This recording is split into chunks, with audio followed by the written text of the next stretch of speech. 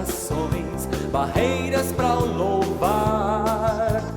Mas louvor ao Criador por tão precioso amor, que em nossos lábios possa haver canções de exaltação, que traga glória a nosso Deus, que honre o seu nome.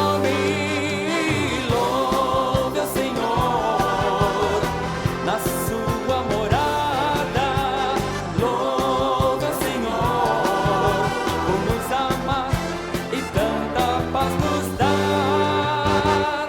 Sua presença é real, sua graça é sem par.